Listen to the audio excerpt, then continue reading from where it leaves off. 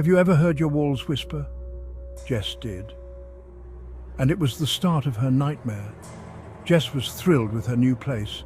She had spent months searching for the perfect apartment, one that was close to her work, had a modern touch and felt like home. The moment she stepped into the apartment, she knew it was the one. The spacious living room, the cozy bedroom, and the large windows that let in plenty of natural light. All of it was perfect. It was everything she'd hoped for. Cozy, modern, perfect. She spent the first few days decorating, hanging up pictures and arranging her furniture just the way she liked it.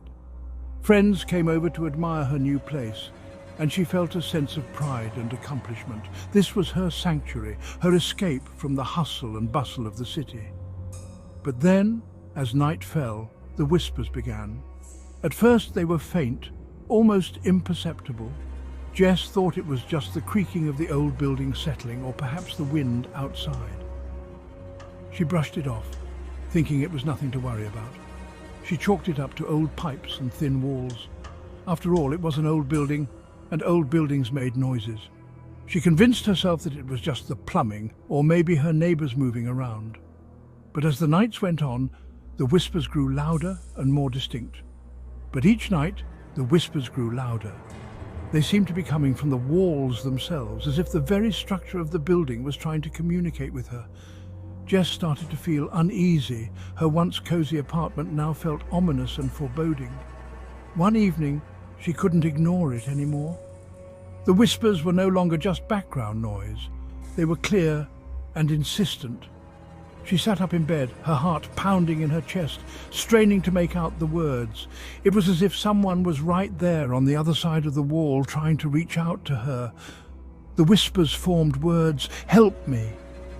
Jess felt a chill run down her spine. She couldn't believe what she was hearing. It was impossible, and yet there it was, clear as day. Someone or something was asking for help. Terror gripped her as she pressed her ear to the wall. She could hear the desperation in the voice, the fear. It was a plea, a cry for help that she couldn't ignore. She felt a sense of dread wash over her, her mind racing with questions. Who was it? What did they want? How could she help? The voice was clearer now, desperate. "I'm trapped." Jess's mind was reeling. Trapped? How could someone be trapped in the walls? It didn't make any sense. She felt a surge of panic, her hands trembling as she tried to think of what to do. Panicking, Jess called the landlord. She needed answers, and she needed them now. The phone rang and rang, each second feeling like an eternity. Finally, the landlord picked up, his voice groggy and annoyed. His voice trembled as he confessed, "The last tenant vanished, but her things are still in the walls." Jess felt her blood run cold. Vanished? How could someone just vanish? And why were their things still in the walls? The landlord's words echoed in her mind, filling her with a sense of dread. Before Jess could react, the whispers turned to screams, piercing, desperate screams. It was as if the walls themselves were alive, filled with the agony and despair of the trapped soul.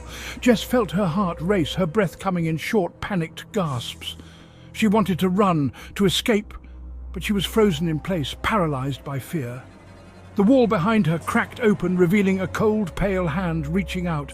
Jess screamed, stumbling backward, her eyes wide with terror. The hand was ghostly, almost translucent, and it reached out to her with a desperate, grasping motion. She could see the outline of a face, twisted in pain and fear, emerging from the wall. And that's when Jess realized her dream apartment was a living nightmare.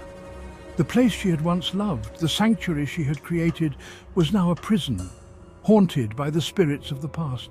She knew she had to leave, to escape before it was too late, but the whispers, the screams, they followed her, echoing in her mind, a constant reminder of the horror she had uncovered.